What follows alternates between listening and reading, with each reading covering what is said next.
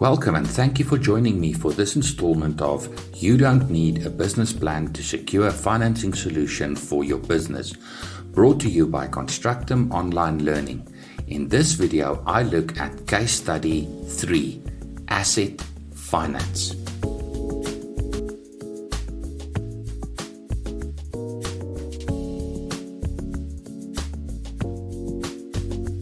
AJ Logistics, a growing business with a 3-year track record of successful trading. In this case study, I consider how Andy can prepare for an application for asset finance. Andy needs to buy another delivery vehicle to meet the growing demand for logistics services from his growing client base.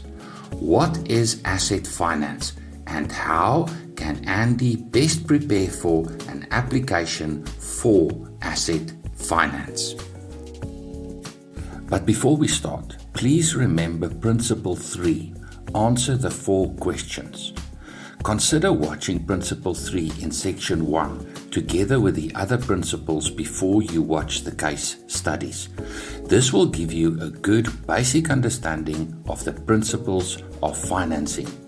When preparing for an application for finance, you must answer all 4 of the questions and substantiate your answers with supporting documentation. We will get to that in more detail in a few minutes. What is asset finance? The name gives it away, does it not? This is finance of an asset. In the finance industry, we joke that if it has a registration or serial number, then we can finance it. But before we start talking about asset financing solutions, let us first understand the business's need. A business must use its assets to produce products and deliver services. A business's assets and liabilities are reflected in the balance sheet. In accounting terms, assets are categorized into 2 types, namely current assets and non-current assets. If you are uncertain about what I'm talking about here, you might want to watch the video entitled Principle 6, Your Dashboard, in Section 1 of You Don't Need a Business Plan to Secure a Financing Solution for Your Business, where I address the format of financial statements and how to interpret the results. In this section, I address operational assets specifically. What I mean by an operational asset is an asset that the business uses directly or indirectly to produce its product or deliver its services. Invariably, operational assets fall under non-current assets.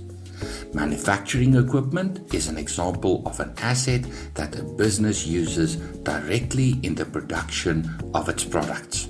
Solar equipment for the generation of electricity is an example of an indirect asset used in this case to generate energy to produce products.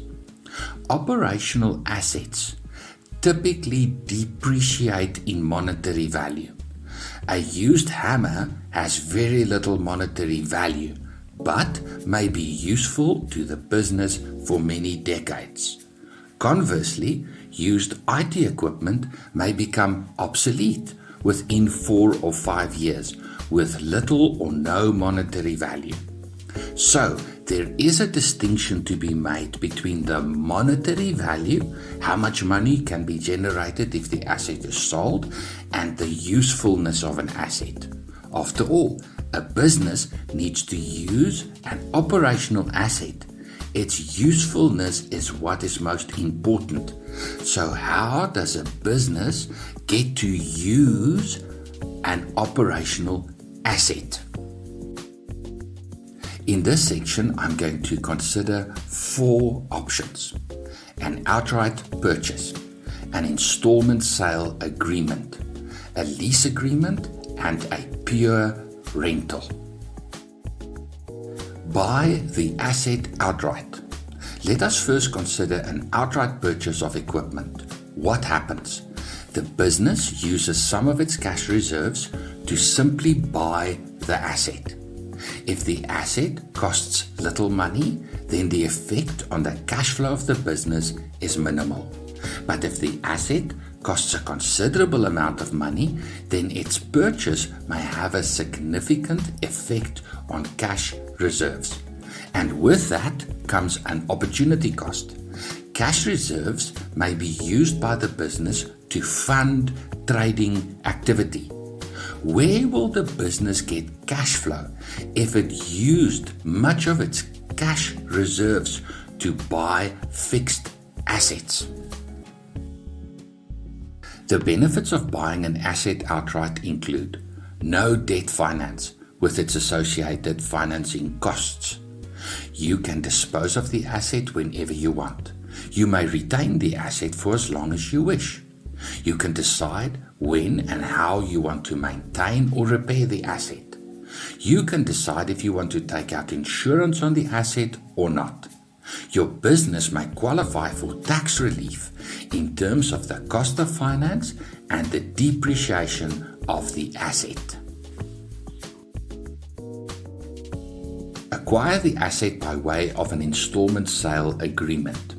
Manufacturers, sellers and resellers of various types of assets partner with financiers to offer buyers a finance option by way of an installment sale agreement that works in the following way. The lender secures a loan from a financier over a specified loan term at a fixed or variable interest rate. The lender agrees to make regular repayments on the debt over the term of the loan. The financier may insist at inception on a deposit of up to 20% of the purchase price and may also make provision for a residual payment at the end of the loan term. Ownership of the asset is transferred to the lender when the last debt installment is made. In addition, financiers will typically insist that the lender take out and maintain comprehensive insurance on the asset throughout the loan term. Sometimes financiers will also insist on a maintenance plan and an extended warranty over the term of the loan. The first thing to note is that financiers typically insist on a deposit. Why? Remember Principle 3, answer the 4 questions in Section 1 of You Don't Need a Business Plan to Secure a Financing Solution for Your Business, and specifically Question 4, What if you fail? You may want to watch that video for a better understanding of how financiers think. Financiers are risk averse and will always seek a way of securing the capital. Operational assets depreciate and typically lose much value immediately after it is sold. Commercial vehicles may lose as much as 25% of their value the moment you drive it off the showroom floor. The asset represents the security for the loan, and since this collateral value diminishes soon after the sale, the financier will seek to mitigate this reduction in value by insisting on a deposit. Consequently, this option of an installment sale agreement typically means that the business is compelled to invest some of its cash reserves in the form of a deposit. The second thing to note is that the ownership of the asset is only transferred to the lender when the last debt repayment is made. But as the lender, you assume responsibility of owning the asset at the inception of the loan. You are obliged to take out insurance on the asset and must maintain the asset throughout the loan term. You cannot dispose of the asset without the consent of the financier. You may lease the asset. A lease is also sometimes called a rental. I don't like the use of this term rental, as it causes much confusion. In fact, entrepreneurs are often confused by terminology when it comes to leasing. If you go on a trip, let's say by airplane, you may need to rent a vehicle when you arrive at your destination. This type of rental is what I call a pure rental. You never own the vehicle. All you need is use of the vehicle for a short time. The rental agency usually include insurance in the cost and undertake to replace the vehicle if the vehicle malfunctions. At the end of your trip, you return the vehicle. At no point do you take ownership of the vehicle, nor is there any expectation that you would somehow acquire the vehicle. A lease is a financing solution or a financial product. A business needs use of an operational asset. Let us use IT equipment as an example. The business uses a certain brand of IT equipment and have very specific requirements in terms of the specifications of the equipment to ensure that the new equipment is compatible with existing equipment. A financier agrees to acquire the specific equipment from the preferred manufacturer, often with a maintenance contract. In addition, the financier takes out insurance on the equipment. The equipment is made available to the business for a specified lease term.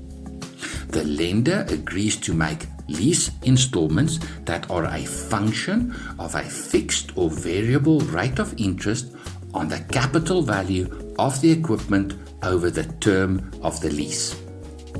At the end of the lease term, the equipment is returned to the financier.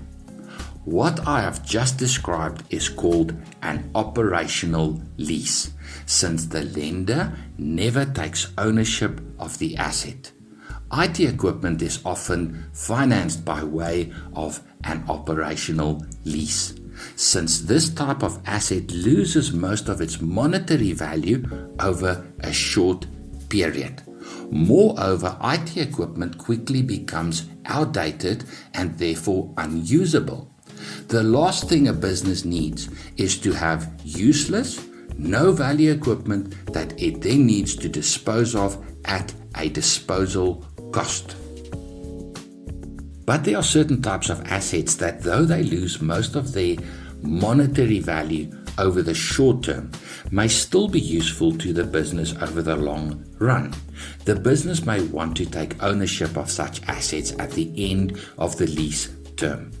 This type of arrangement is called a finance lease, and sometimes confusingly a rent to own. And just to create more confusion, financiers sometimes calls this a capital lease.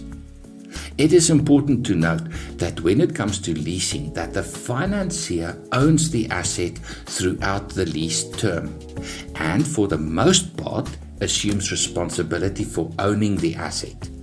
I say for the most part because if you select a finance lease and take ownership of the asset at the end of the term, then the monetary depreciation of the asset does impact you also. In the past, leasing used to be referred to as off-balance sheet finance, since neither the asset value nor the long-term debt liability was reflected in the business's financial statements. Amendments to accounting standards now mandate that the use of asset value and the lease liability value be included in the financial statements of the business. Please engage with your accountant on the tax implications of various financing options before deciding. The last option that you may consider is a pure rental. A pure rental is not a financial product. A business may own laptop computers that it rents to other businesses over rental terms from as short as a few days to a few weeks, months, or as long as a few years. There is no limit. The business pays a predetermined rental fee that typically includes insurance. A pure rental may be a good option for a startup business with little or no capital, or a business that is subject to annual seasonality where demand for services ebbs and flows. A business may run projects where the need for certain types of equipment varies over time. Renting equipment may be a good option. Typically, the provider will undertake to replace faulty equipment within a specified time frame. A pure rental is often a low-cost, low-risk option for a business that don't mind using used equipment. How to choose an asset financing option? The nature of the business, the nature of the asset, the cost of the asset, the financial circumstances of the business, together with the business's peculiar growth strategy, are all factors that need to be considered when selecting a specific type of asset finance solution. Typically, a business will use a variety of solutions. Low-cost items like stationery will almost always be purchased outright. Furniture may be financed by way of an installment credit agreement. IT equipment may be financed by way of an operational lease, whereas vehicles may be financed by way of a finance lease. There are no right or wrong answers here. Every business owner must consider which option will be best suited for the business's needs.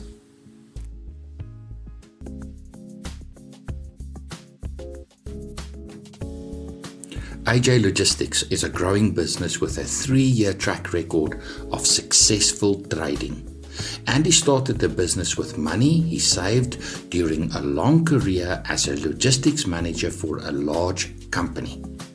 Andy capitalized this new business by way of a shareholder loan to the value of 1 million rand. Andy used some of this starting capital to buy 2 used delivery vehicles. Over the last 3 years, the 2 trucks have served the business well.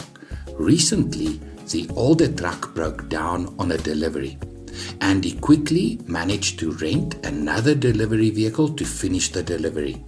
But this came at an additional cost that obviously impacts the profitability of the business. Andy needed to also spend a substantial amount to repair the truck. Andy now believes the time has come to invest in a new delivery vehicle. After much research, Andy has set his eyes on a specific delivery vehicle with a price tag amounting to 750,000 rand. Over the last 3 years, Andy's business has steadily grown its client base, with sales revenue increasing on a yearly basis. This has allowed Andy to consistently grow cash reserves, with which he has been able to provide for unexpected expenses, including the recent repairs to the truck. Consequently, AJ Logistics has 200,000 rand available for a deposit on a loan to purchase the new delivery vehicle. Andy would like to secure a loan by way of an installment credit agreement over a term of 5 years. What would the financing calculation look like? Purchase price 750,000 rand minus deposit of 200,000 rand gives us a loan amount of 550,000 rand over a term of 5 years at an interest rate of prime plus 3%, which amounts to 14.25% per annum. This results in a monthly debt installment of 12,717 rand. Now we can start to answer the 4 questions. What do you want and why? How will you repay the debt? Why should we believe you? And lastly, what if you fail? Question 1. What do you want and why? As discussed a minute ago, Andy wants to finance a new delivery vehicle in response to the growing demand from his client base. Here, Andy might show the growth in sales revenue over the last 2 years, together with the forecasted sales revenue for the next 6 months. Where do I get this information from? From AJ Logistics sales statement and forecast. Andy demonstrates the need for a new delivery vehicle by showing that there's a demand for his logistics services. The asset financing solution directly meets the business's need. Question 2. How will you repay the debt? Andy must prove that AJ Logistics can make sales, manage cash flow, and generate and grow profits. The single best financial statement to prove these is the cash flow statement. If the format of the cash flow statement is unfamiliar to you, you might want to watch the video entitled Principle 6, Your Dashboard, in section 1 of You Don't Need a Business Plan to Secure a Financing Solution for Your Business, where I address the format of financial statements and how to interpret the results. In the cash flow statement, you see the actual sales revenue reflected. This is important because a sale only really matter when you can convert sales into sales revenue, cash received. Let us look at the 2023 cash flow statement. I will make this nice and big so you can see. Stop the video if you like and take a good look. What do you see? Consistent sales revenue. Relatively consistent operating income. Good cash flow management with increasing cash reserves. Andy's business can make sales, convert sales into revenue, and manage cash flow. But how will the business fare if Andy buys a new delivery vehicle that comes with a debt installment of 12,717 Rand per month? For this, we need to look at the cash flow forecast. Let me make this nice and big for you to see. Stop the video if you like. What do you notice? First, we see 200,000 Rand leaving the business for a deposit for the loan. Then we see the monthly debt installment reflecting in the statement. But what happens to operating income after Andy buys the new delivery vehicle? Operating income is consistent throughout the 6-month forecast. And how about cash reserves? Initially, cash reserves deplete due to the 200,000 Rand deposit payment, but then quickly improves over the term. That takes care of sales and cash flow. But what about profits? For that, we need to present the income and expenses statement over 2 consecutive years. Net profit has increased significantly from 2022 to 2023. Andy's financial statements supports his application for finance. Sufficient income can be generated to provide for the additional debt liability. When financiers assess the financial statements of a business, they apply a variety of formulas to measure 3 specific metrics: solvency, liquidity, and profitability. We have already looked at liquidity, essentially cash flow, and profitability in the cash flow statement and the income and expenses statement. But we have not addressed solvency. For this, we need to look at the balance sheet. But before we look at the balance sheet, please remember the accounting formula. Assets equals liabilities plus equity or equity equals assets minus liabilities. This formula is the foundation on which the balance sheet is based.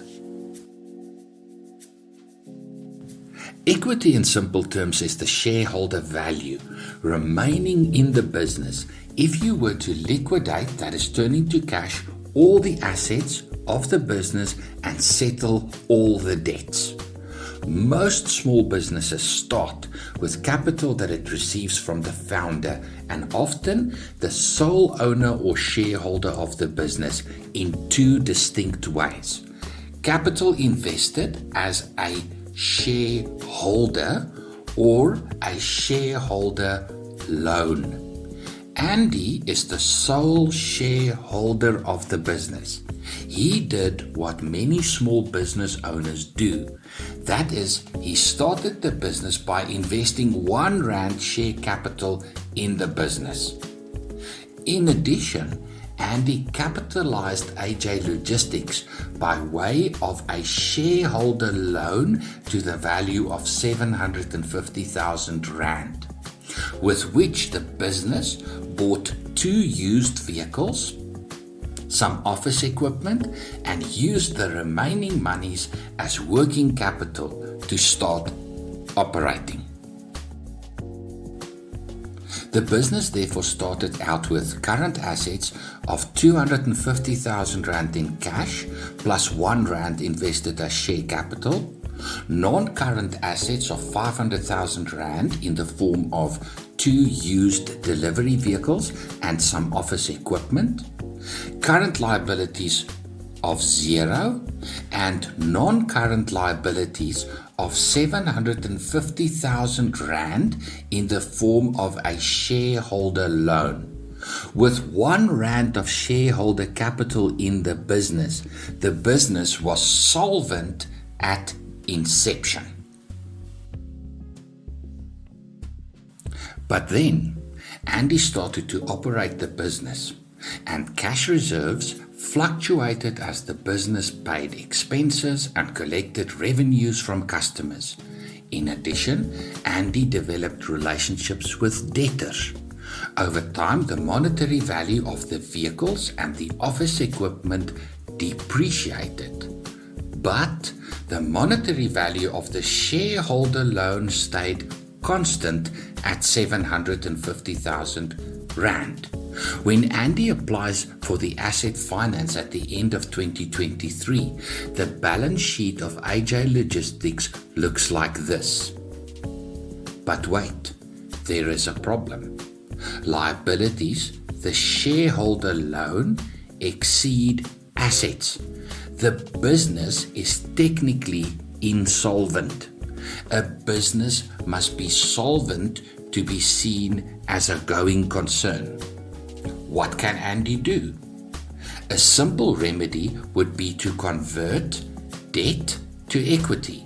Instead of the business owing Andy money by way of a shareholder loan, Andy invests his capital in the business as equity.